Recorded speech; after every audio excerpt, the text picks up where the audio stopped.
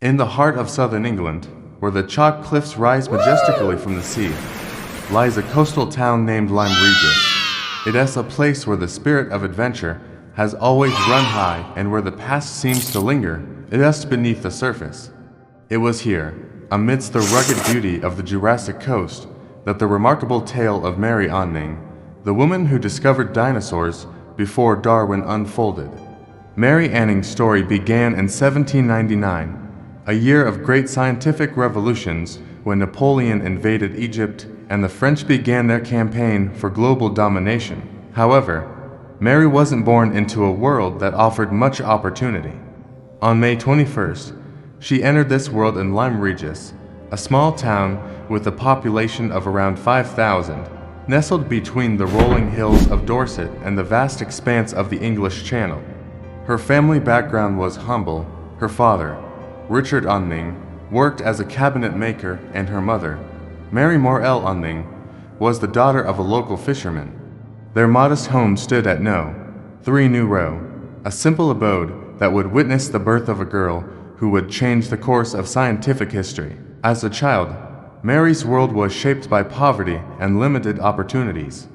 Formal schooling wasn't a priority for her. Instead, she spent her early years helping out in her father's business, learning the art of making and repairing furniture.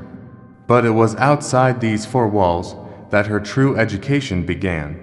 The rugged coastline near Lyme Regis was a treasure trove of fossils, remnants of prehistoric creatures that had captured the imagination of many. Encouraged by her father, young Mary began exploring the cliffs and beaches, searching for these ancient relics of a bygone era. These weren't just rocks to her. They were windows into a world that had existed millions of years before. Her father, recognizing her keen interest, would take her along on his trips to collect what they called curiosities, which were essentially fossils. He would then sell these fossils to tourists and collectors who were fascinated by these strange and wonderful finds. Soon, Mary's knowledge of fossils surpassed that of many adults, but her formal education remained limited. Tragedy struck when Mary was just 10 years old. Her father, Richard, passed away. This event thrust responsibility onto young Mary's shoulders. With her father gone, she became the primary provider for her family, including her younger siblings, Anne and Joseph. At the age of 12, she was already supporting her entire family through the sale of fossils and other curiosities. It was during this time that Mary made her first significant discovery.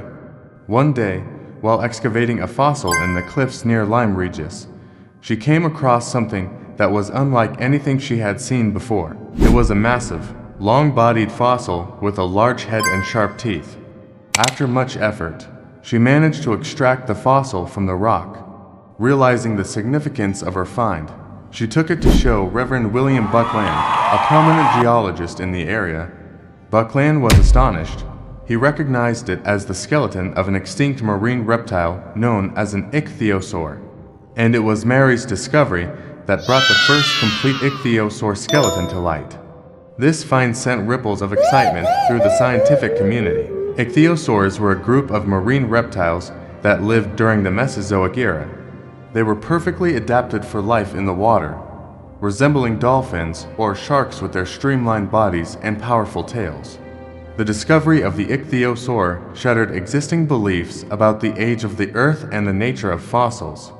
Prior to this, it was widely believed that the Earth was only a few thousand years old and that fossils were merely curiosities with no deeper significance. But here was living proof of a prehistoric world that had existed for millions of years. News of Mary's discovery spread like wildfire. People from all over flocked to Lyme Regis to catch a glimpse of the incredible fossil. Scientists eagerly examined it, trying to piece together the mysteries of this ancient creature. Among them was Reverend Buckland, who was captivated by the find.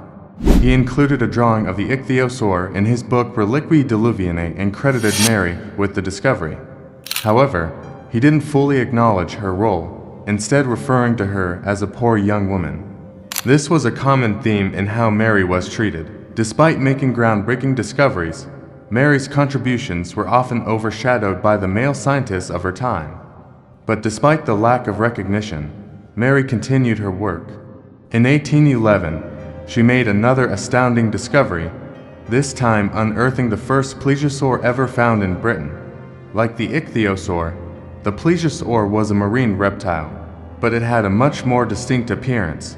It had a long neck and flippers, which made it look like a combination of a turtle and a crocodile.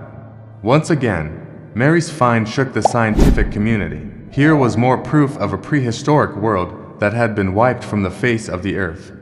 But it also raised more questions than it answered. How did these creatures evolve, and what caused their extinction? As the news of her discovery spread, more and more people came to Lyme Regis, hoping to catch a glimpse of the prehistoric beast. Among them was a young natural philosopher named William Conybeare.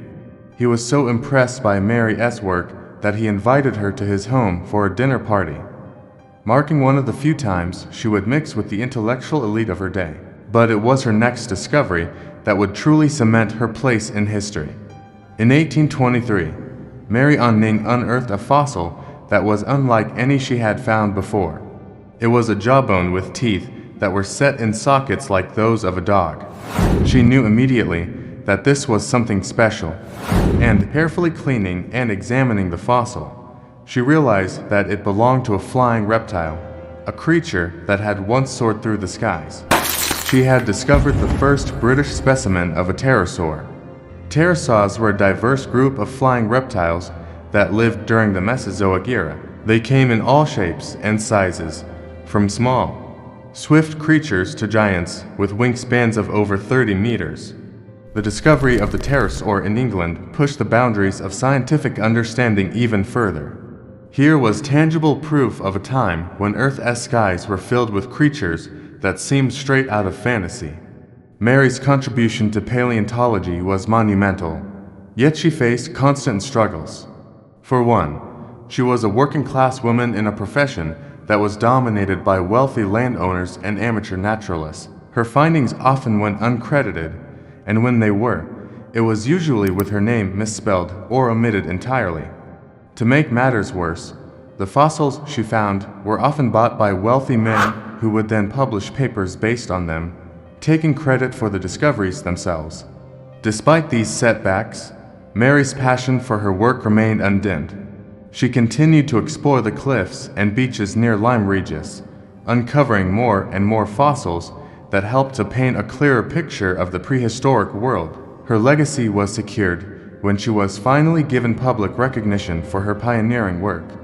In 1846, she was honored with a presentation of tools by members of the Geological Society of London. It was a small token of appreciation for the immeasurable contributions she had made to the field of paleontology. However, her greatest legacy is perhaps the most important and profound. She played a pivotal role in shaping the foundations of evolutionary theory. The fossils she discovered provided concrete evidence of how life on Earth had changed over millions of years. She showed that the Earth was far older than previously thought, and that species that were thought to be extinct might have once roamed the Earth. Her findings challenged the prevailing belief in the immutability of species and laid the groundwork for later theories of evolution. Yet Mary's life was not without its hardships. Throughout her life, she struggled financially. Despite the significance of her discoveries, she never achieved financial stability. In 1847, at the age of just 47, Mary Anning's life came to an end. She had been suffering from a respiratory condition, which eventually led to her death on March 9th.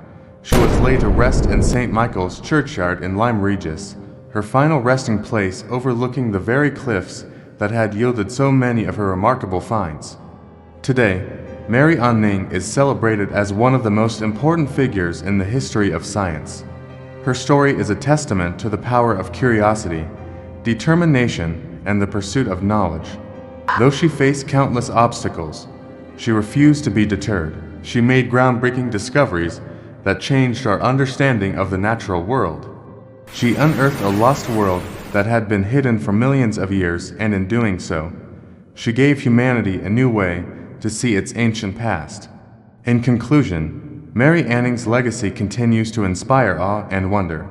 She was a true pioneer whose contributions to science were made despite the constraints of her time. From the heart of England's Jurassic Coast, she revealed a world that had existed before the dawn of history, leaving behind a legacy that continues to shape our understanding of the planet we call home.